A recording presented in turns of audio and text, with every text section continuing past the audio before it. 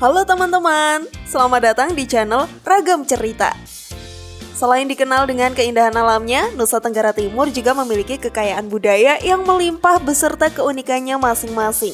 Salah satunya adalah Pulau Flores. Pulau ini adalah sebuah pulau yang berada di bawah administrasi Provinsi Nusa Tenggara Timur. Pulau Flores memiliki beberapa suku dengan keunikannya tersendiri. Nah, apa sajakah keunikan dari suku-suku di Pulau Flores? Melalui video ini, kami akan menemani teman-teman semua untuk menjelajahi 7 fakta menarik tentang suku-suku di Pulau Flores versi channel Ragam Cerita. Simak video ini sampai habis ya! Nama dari Pulau Flores ini berasal dari bahasa Portugis yaitu Cabo de Flores, yang berarti Tanjung Bunga. Nama ini awalnya diberikan oleh SM Cabot dalam rangka menyambut wilayah timur dari Pulau Flores. Seiring berjalannya waktu, nama ini pun akhirnya dipakai secara resmi sejak tahun 1936 oleh Gubernur Jenderal Hindia Belanda, Hendrik Brouwer. Lalu sebuah studi yang dilakukan oleh Orin Bouw pada tahun 1969 mengungkapkan bahwa jika dilihat dari sudut pandang antropologi, nama asli Pulau Flores yang sebenarnya adalah Nusa Nipa atau Pulau Ular. Istilah ini lebih bermanfaat karena menggambarkan makna filosofis, kultural, dan ritual dari masyarakat Flores. Berbagai suku yang berada di Kepulauan Flores ini merupakan percampuran antara etnis Melayu, Melanesia, dan Portugis. Flores dahulunya merupakan koloni Portugis. Hal ini membuat kebudayaan di Flores cukup identik dengan kebudayaan yang dimiliki Portugis. 8 suku dengan corak kebudayaan yang berbeda. Terdapat 8 suku yang menghuni Pulau Flores, yaitu suku Manggarai, suku Riung, suku Ngada, suku Nagakeo, suku Ende, suku Lio, suku Sika, dan suku Larantuka. Kedelapan suku ini memiliki logat dan bahasa yang berbeda-beda. Suku Manggarai memiliki perbedaan yang mencolok dibanding ke-6 suku lainnya di Pulau Flores. Perbedaan ini terlihat dari fisik ketika ke-6 suku tersebut menunjukkan ciri khas Melanesia sebagaimana penduduk Papua. Hanya saja penduduk di suku Manggarai menunjukkan ciri khas Mongoloid Melayu. Sementara suku Larantuka juga berbeda dibanding suku-suku lainnya karena sudah mendapatkan pengaruh unsur-unsur kebudayaan lain dari suku bangsa Indonesia yang datang ke kota Larantuka. Sistem kepercayaan. Terdapat berbagai kepercayaan yang dianut oleh masyarakat di Flores.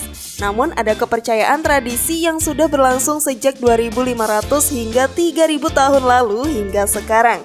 Kepercayaan ini berunsur pemujaan kepada leluhur atau tradisi megalitik. Tradisi megalitik ini terlahir di Pulau Flores. Dapat dilihat pada sisa-sisa peninggalan yang ada seperti rancang rumah adat, monumen-monumen pemujaan hingga seni ragam hiasnya. Keberadaan monumen-monumen tradisi megalitik ini cukup luas hingga mencakup aspek simbolisme.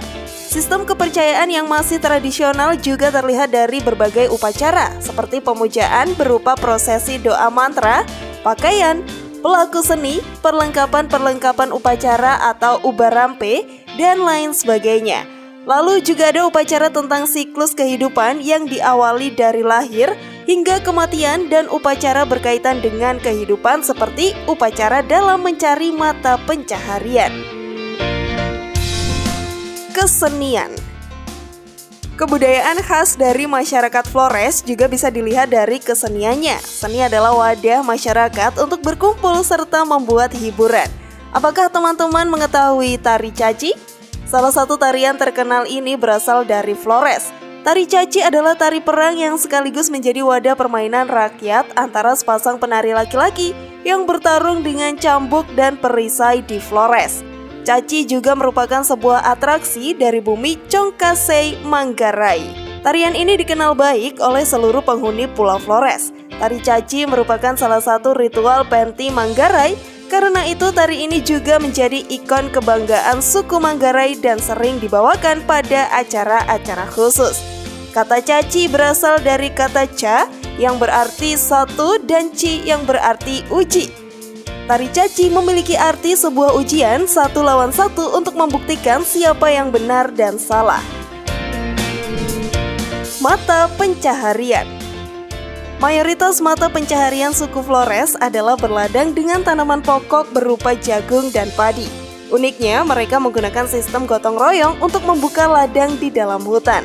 Pembagian dari ladang yang dibuka ini pun akan dibagi antara berbagai keluarga luas yang telah bersama-sama membuka hutannya.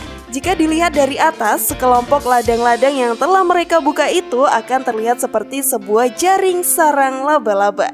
Selain berladang, masyarakat Flores juga ada yang beternak loh. Hewan peliharaan yang banyak diternakan adalah kerbau. Binatang ini tidak hanya dipelihara untuk sekedar tujuan ekonomi saja, namun juga dijadikan sebagai pembayaran mas kawin, persembahan upacara adat, serta menjadi simbol kekayaan.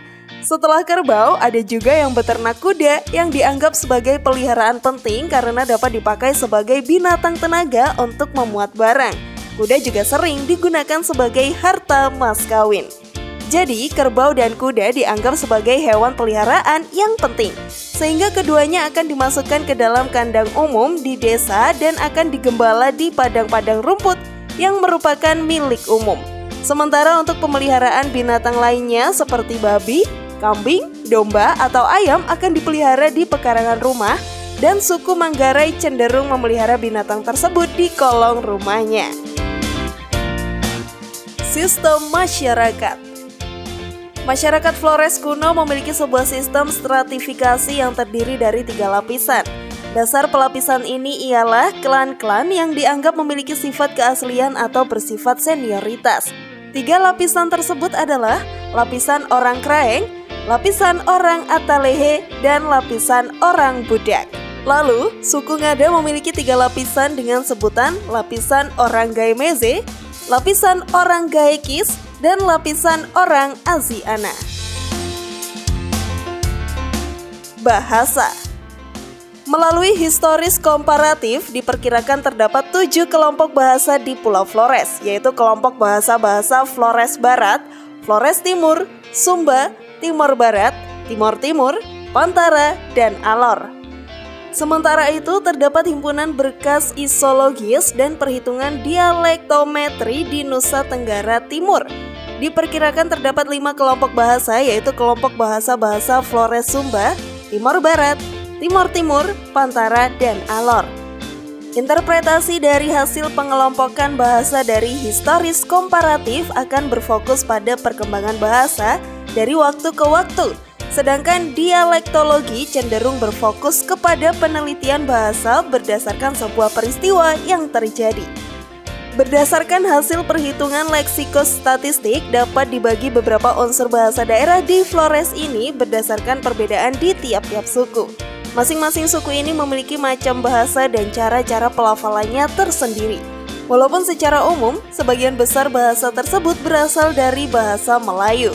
Bahasa itu akhirnya turut berkembang di Flores, lalu berbaur dengan bahasa-bahasa yang sudah ada di daerah-daerah Pulau Flores. Transportasi. Nah, selain keindahan alam yang sudah tidak perlu diragukan lagi, keindahan budaya dan kehidupan suku-suku di Flores akan membuat teman-teman semakin tertarik untuk berlibur ke sini.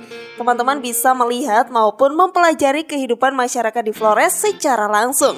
Menariknya lagi, terdapat 6 bandar udara yang tersebar di seluruh Flores, sehingga teman-teman yang berada di pulau yang berbeda tidak perlu bingung memikirkan transportasi menuju wilayah ini. 6 bandar udara tersebut adalah Bandar Udara Komodo di Labuan Bajo, Bandar Udara Francels Lega di Ruteng, Bandar Udara Turelelo Soa di Bajawa, Bandar Udara H. Hasan Arubusman di Ende, Bandar Udara Franz Xavier Seda di Maumere, dan Bandar Udara di Gewayantana di Larantuka. Begitulah teman-teman 7 fakta menarik tentang suku-suku di Flores. Nah, fakta apa nih yang paling menarik perhatian teman-teman? Share pendapat teman-teman di kolom komentar dan jangan lupa untuk bantu kami berkembang dengan cara klik tombol subscribe, like, share, dan aktifkan tombol loncengnya. Sampai jumpa di video lainnya dari channel kami ya.